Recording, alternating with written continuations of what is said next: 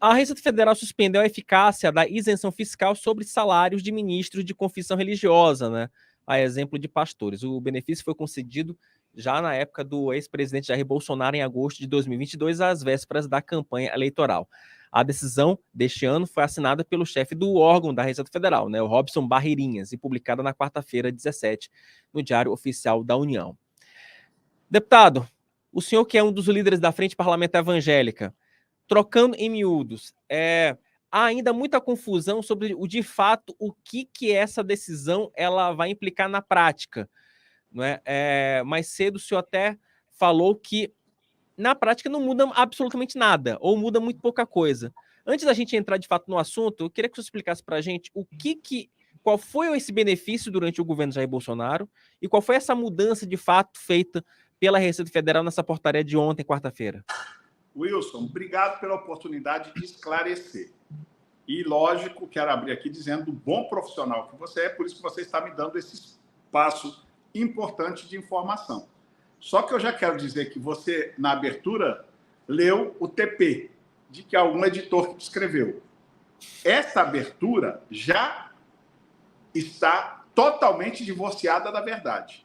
O governo Bolsonaro nunca deu benefício tributário de impostos a nenhum líder religioso, a pastor, a padre, a nenhuma religião. Isso não é verdade. O que houve, eu quero explicar, e aí já entro na explicação do que é este ato declaratório do dia 22 de julho de 2022, durante o governo Bolsonaro. O superintendente da Receita Federal exarou este ato declaratório simplesmente para dirimir dúvidas sobre questões previdenciárias de líderes religiosos. Isso nada tem a ver com imposto de renda. Líderes religiosos pagaram antes, durante e depois do governo Bolsonaro sempre imposto de renda. Isto, lamentavelmente, a desinformação, e tenho convicção que partiu num consórcio entre governo e Receita Federal, para induzir a imprensa ao erro. Vocês não são culpados, não. A imprensa quer informar correto e por isso você está me dando esse espaço. Mas isso não é verdade. O ato declaratório versa tão somente sobre questões previdenciárias de sacerdotes. Qual era a dúvida? No passado, em especial do governo Dilma, houve centenas ou milhares de multas produzidas por auditores e fiscais da Receita Federal, que quando iam auditar alguma instituição religiosa, chegavam lá, ficavam na dúvida sobre pagamentos, remuneração de sacerdotes, que essas remunerações elas não são CLT, ou seja, não tem que recolher na fonte imposto de renda, paga a pessoa física o seu imposto de renda depois do que recebeu. E tampouco tem que recolher questões previdenciárias. O ato declaratório fala somente de questões previdenciárias. Por quê? Havia uma dúvida. Se essa contribuição previdenciária ao INSS deveria ser recolhida pelo CNPJ, ou seja, pela instituição religiosa, ou se pela pessoa física do sacerdote. Esse ato declaratório, o Bolsonaro simplesmente, através do superintendente da Receita, resolveu o problema, esclareceu. Não, isso é de responsabilidade do sacerdote. Ele paga como autônomo, assim como médicos, dentistas e várias outras profissões no Brasil, a pessoa paga como autônomo a sua previdência, a sua previdência social ou previdência particular, se for o caso. Essa é uma decisão do CPF, não do CNPJ. Isso resolveu o problema. O que fez o governo Lula agora? Susta essa resolução para, de novo, os líderes religiosos ficarem à mercê de interpretações individuais de fiscais ou auditores da Receita Federal. Isso vai abrir um precedente a que as multas voltem, e é tudo que o governo da esquerda e do PT quer. Para quê? Eles sabem. E é claro, notório, vocês da imprensa já deram que o governo Lula é desesperado porque não consegue penetrar no segmento, em especial no segmento evangélico, no segmento cristão do país. Eles querem fazer isso para produzir uma chantagem. A gente produz a dificuldade para depois vender a facilidade. Vem cá conversar. Já você vai saber, e a imprensa toda, de que eles andaram convidando aí os membros da Frente Parlamentar Evangélica, os líderes religiosos, para resolver esse problema. É tática da esquerda para tentar chantagear os religiosos do país, e eu conheço muito bem os religiosos do país, pastores, padres, líderes de todas as demais religiões, né, sejam judeus, muçulmanos, qual seja, todos os líderes religiosos, na sua ampla maioria, estou para te dizer que 99% são homens e mulheres sérios que não cederão à chantagem do desgoverno que aí está. Agora, deputado, o senhor já teve conhecimento de algum integrante da Frente Parlamentar Evangélica, de algum deputado federal que foi procurado pelo governo já para iniciar uma tratativa para se rever esse ato da Receita Federal, ou por enquanto ainda não? Olha, o que eu fui informado hoje é que o presidente da Frente Evangélica, deputado Silas Câmara, já recebeu, sim, contato do ministro Haddad, oferecendo um diálogo para resolver essa questão. Eu entendo, e já em conversa com o presidente Silas Câmara, disse que eu pessoalmente, entendo que o presidente Silas Câmara jamais cederá a esse tipo de chantagem.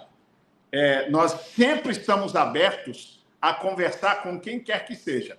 Nunca como troca de instrumento de chantagem. Nós queremos esclarecer, podemos explicar coisas ao governo se é que ele não entende, porque ele tem muita dificuldade. Esse governo não entende realmente o que é segmento religioso. Ao contrário, nos perseguem, essa é a verdade.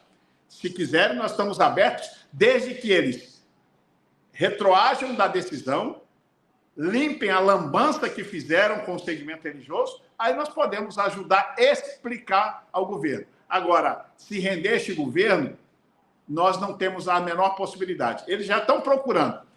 A tática deles, a cartilha, a gente já conhece. É a velha cartilha da esquerda. Produz a dificuldade e oferece a facilidade. Já procuraram o presidente da Frente Evangélica. Agora, deputado, só para a gente fechar esse assunto, porque foi boa a sua explicação logo no início, porque a gente deu um preâmbulo consistente para quem nos escuta. Então, agora os assuntos estão bem claros. E a gente conhece política, eu sei como é que as coisas funcionam ali na Câmara.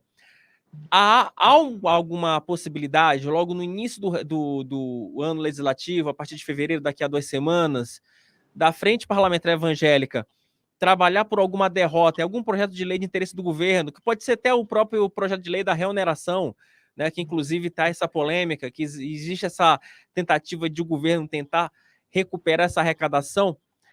Há alguma possibilidade, ou pode ser uma alternativa da Frente Parlamentar Evangélica tentar impor derrotas ao governo para deixar, claro, transparente esse descontentamento com o setor religioso, com o governo Lula? Primeiro, o presidente da Frente Evangélica que fala por ela. Eu só sou um membro. Não posso dizer por ele. Vai haver uma troca, inclusive, da presidência. Já no mês de fevereiro, o deputado Eli Borges voltará a assumir a frente em substituição, nesse semestre, ao deputado Silas Câmara, porque esse foi o acordo produzido. Mas eu gostaria de te dizer uma coisa. Eu conheço um pouco o nosso segmento. Nós seguimos a nossa própria régua. A nossa régua não é a régua da chantagem que a esquerda acostuma muito usar. Nós não precisamos disso. O governo já sabe a lambança que fez com o segmento evangélico e com os religiosos do país. O governo já sabe. Se o governo quiser corrigir, que eu acho que não tem a menor vontade de corrigir, corrigirá. Nós não precisamos disso. Com relação à reoneração da folha, que você coloca, eu tenho convicção de que ou a MP será devolvida integralmente ou parcialmente, porque isso é uma questão da sobrevivência do emprego de milhões e milhões de brasileiros. A gente não gosta muito, na Frente Evangélica, que é uma frente ideológica, de ficar fazendo o famoso toma lá da cá na política. O governo já sabe que a maioria da Frente Evangélica, aliás, a Frente Evangélica, na sua totalidade, que é uma frente ideológica, nos nossos ideais, nós jamais vamos nos render a este governo que aí está, que é contra todos os nossos valores. E eles não escondem isso, e nós não escondemos o que nós acreditamos. Então, isso é água e óleo. No que tange a questões econômicas, de governo, esses assuntos passam muito mais pelos partidos do que pela Frente Evangélica. A reoneração, por exemplo, eu tenho certeza que isso aí será resolvido ou devolvendo medida provisória ou a gente votando para... se é que cabe uma nova votação, porque já fizemos, já foi derrubado, derrubamos veto, não sei nem mais que instrumento legislativo existirá para resolver isso. Então, porque esse é um assunto bem delicado, né? Foi aquilo que eu falava com o senador Carlos Portinho. O senhor não estava ainda no nosso backstage, mas quando você tem uma medida provisória que ela tenta anular um projeto de lei, então você tem aí uma clara interferência do Poder Executivo em ações do Poder Legislativo, porque não é só a questão da lei aprovada, não é, deputada? Quer dizer, foi uma lei aprovada que passou para a sanção do presidente do Lula, o Lula vetou e o Congresso ratificou a sua própria decisão com a derrubada dos vetos. Então você tem... É gravíssimo, você está certo. Então, são dois movimentos distintos.